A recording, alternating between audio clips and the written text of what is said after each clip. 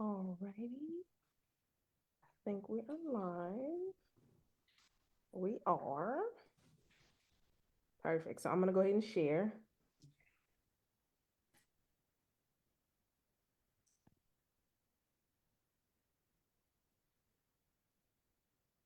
Perfect.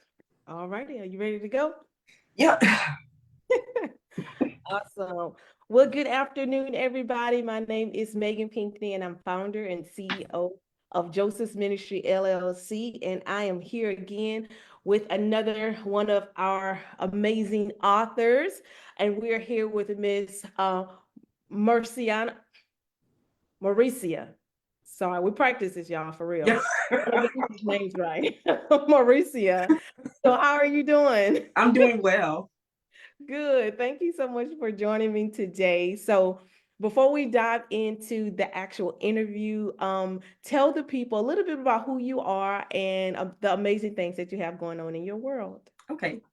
So, yeah, my name is Maricia Duhart. I have two children, Blake and Imani. I have a granddaughter. Her name is Blakely. I'm originally from Miami, Florida, living here in Oklahoma City. What brought me here is, well, first, I grew up in Germany. I was there from sixth grade to after I graduated from high school. Um, and a lot of the people that I knew in Germany, a lot of my friends, they're like family, because I didn't grow up around my immediate family. Um, I currently work at Apollo Elementary School in Putnam City. I enjoy, this is my first year teaching. I enjoy the school and the people that I work with. And I'm an author of Naturally Me and screenplay. My first screenplay also, I was chasing rainbows, but should have been chasing God. Awesome. Thank you so much for sharing. And that's so cool that you grew up in Germany. I went to Germany once at a layover. I was flying to South Africa. We went to Frankfurt. Oh, It was beautiful. So yeah, that's so cool that you had that opportunity. So let's dive in. So we're talking about two books tonight. yeah. So let's start with your first one, which is your children's book entitled Naturally Me. So Yes, yeah, so tell the people, yeah, love it. Naturally Me. People about what the purpose, the content of this book. So this book is for targeted for girls and boys, ages 0 to 12. It's about kids embracing the love of themselves, that self acceptance, um, like loving your hair. You don't have to hear someone else saying, "Oh, I love your hair," because you know your hair is beautiful. Right. Um, you loving the clothes that you wear, no matter what anyone says. Like, I love the way I dress. You know, the color of your skin, the shoes that you wear, what you like to do. It doesn't matter what anyone else says. It's what you like and how you internalize it in your self-acceptance. And this is a good book for like adults also, because sometimes we we we tend to hear what other people are saying and internalize it instead of, you know, having that self love, that self-acceptance. Right. No, that's so awesome. And I think, man, it's so awesome. It's so needed, especially for our children of this generation, because Yes. social media has such an influence on them. So Yes. social media and the internet tells them what's accepted as far as how they should look or how they should wear their hair and what clothes they should wear. But so that takes away from their uniqueness. And you're saying from your book, hey, naturally me, the way you are is enough. That's you know it. you're Yes. beautiful just the way that you are, the hair color, your height, whatever your Yeah. nationality, because even on the front of the book there's so many different nationalities Yes. of Yes. throughout the book. It breaks down those different cultures and things like that. So it's like, hey, nope, we equal, and but we're naturally us, which is enough. Yes. So we don't have to try to compare ourselves to anybody. And, like you said, it applies to adults as well, because in my mind, adults are like tall children. Yes. We Yes. need to hear that as Yes. well. So, if we didn't have that, this type of book and those affirmation words as a child, we still need to hear that today. Yes. You know what I mean? Yes. So, like, did you have something of this sort at that young age to tell you, hey, I am enough? Or was it your parents? Or, how did you come about with this type of story to reach back to the generation to say, hey, this is needed? Not until I was older and I had to teach myself, and also through therapy, Mm, um, good. that, I'm enough. Like, I love myself. I Right. don't have to have that love or from anyone else, long as the love that I have is enough for me. Correct. Um, but yeah, I didn't hear it from my parents growing up. And it could be, sometimes it's that generation, True. you True. know, it's Mhm. not something that they said to their kids Right. and Right. stuff. No, I think this is wonderful, and I know it's going to be such a help and an asset for little girls and little boys, and for the parents to read it to them. You know what I mean? So that's going to Yes. build their self-esteem. So when they do come into adolescence and teenage years and adult years, they already have that self-esteem and have that some sort of identity already Yes. intact as the foundation. So so needed. So Yes. um, moving on to our second book. Yes. Like you said earlier, this is not a children's book. This is not your typical book, but it's actually a Right. screenplay. So Yes. tell us the name of it. It's entitled I Was Chasing Rainbows, but Should But Have Been Chasing God. yes. So where did you get that title? God gave me this title. Man, God gave me this explain it. title. Let's break that down. What does that really mean? What is rainbows? What is it? Okay. The rainbows are things that I was chasing but shouldn't have been chasing. That was Mhm. not of God. Homosexuality, Mhm. alcoholism, and just doing anything that was against him. Wow. Those were the rainbows. I should Wow. have been chasing him. No, that's good. It's so unique. Man, Yes. so tell us about this story, this screenplay. How did it come about? Okay, so I was in a homosexuality relationship, Mhm. and things had ended. I moved back to Oklahoma City, and I do a lot of sitting outside doing self reflection. Yeah. And God had, that's when He had gave me this title. Wow. Um, and there's one part in here, one thing that I had said to this person before I left, like, I thought you were my forever.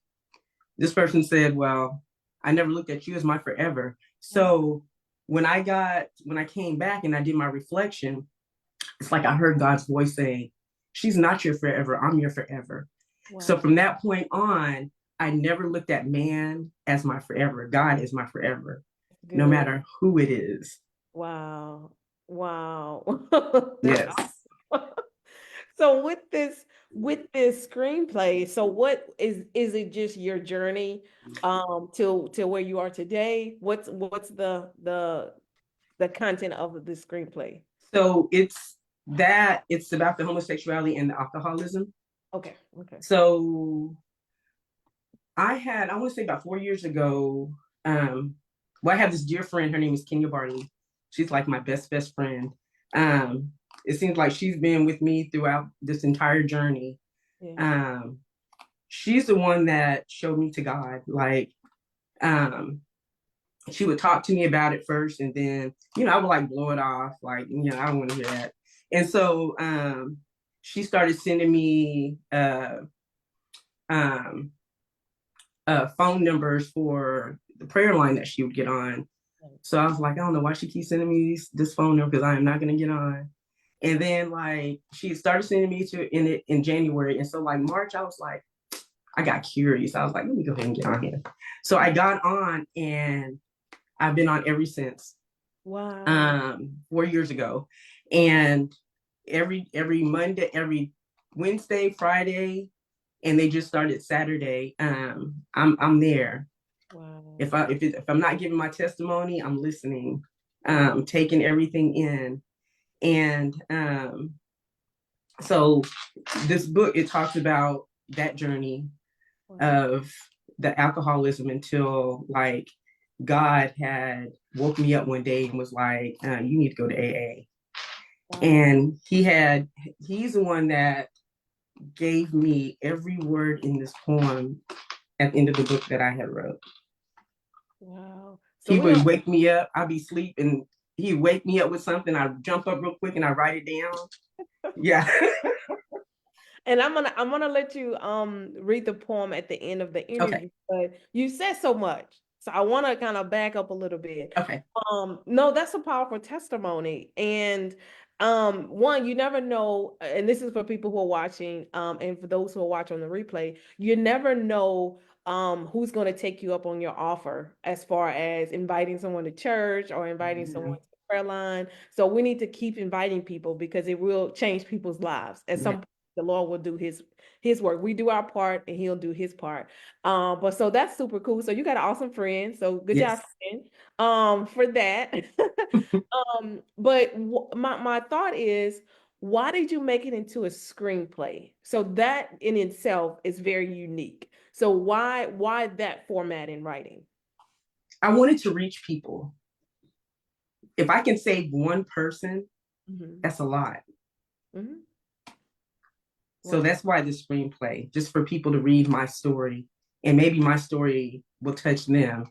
And if they're going through issues with alcoholism, or they want to be delivered from homosexuality, like read my story.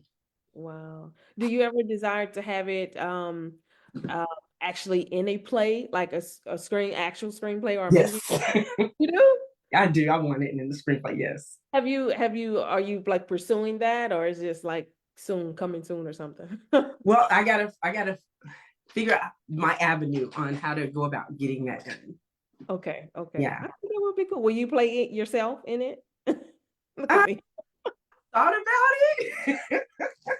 I guess I can play. You know what? Only I can play the best version of myself. you True. know. That's true. Gotcha, gotcha. Wow, that is so cool. So, I want you to go ahead and read the poem that you have on the in the back of that book, so Okay. people hear your heart. Okay. To whom it may concern, from one alcoholic to a recovered alcoholic child of God.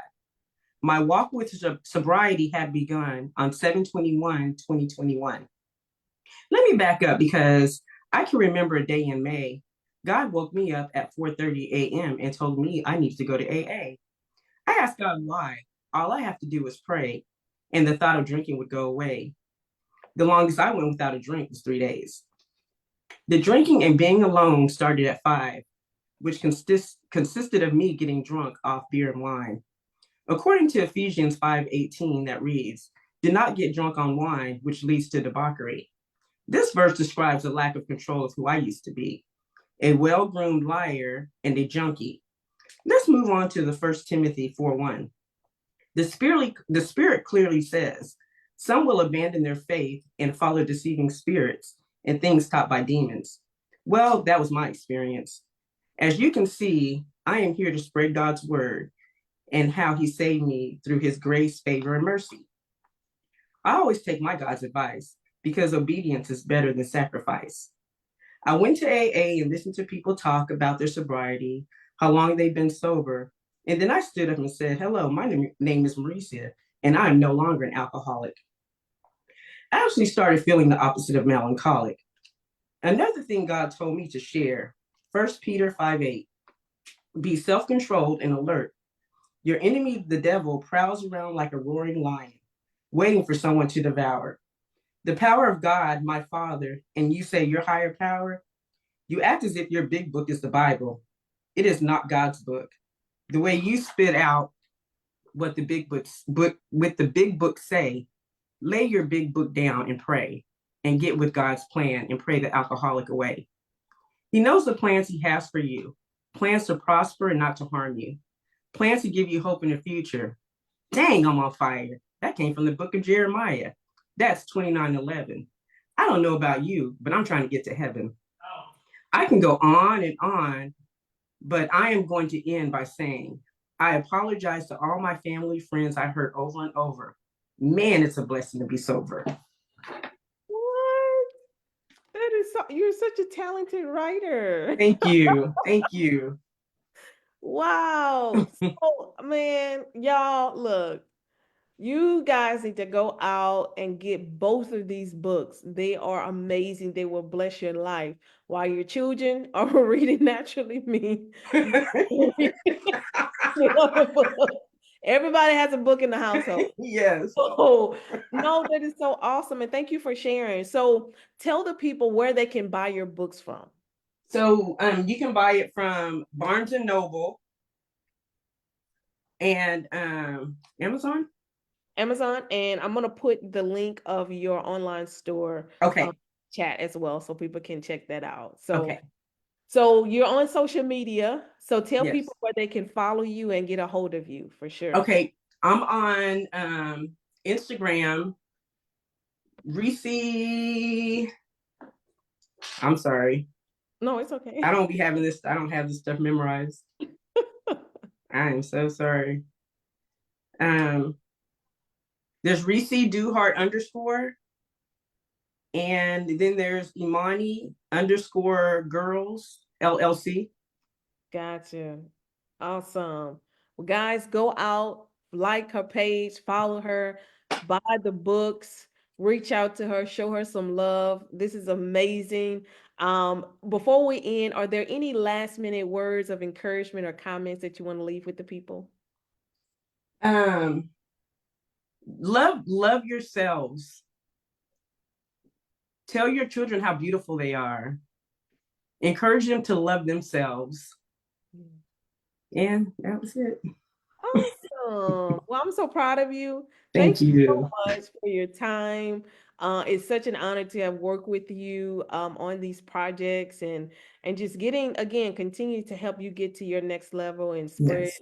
the gospel that God has given you to spread. So thank you so much. So guys, if you're Thank watching you, and you feel inspired by Miss Maricia. Maricia, I got it. Maricia's story, and you want to write your story, and you want to write your book, reach out to Joseph's Ministry. This is why we're here, to help you get to your next level. So you can reach out to us by going to our website at www.josephsministryllc.com. We would love to hear from you, and I just want to thank you guys for your time. And until we have another author interview, we will see you guys later. Thank you. Bye. Thank you so much. Bye bye. Bye.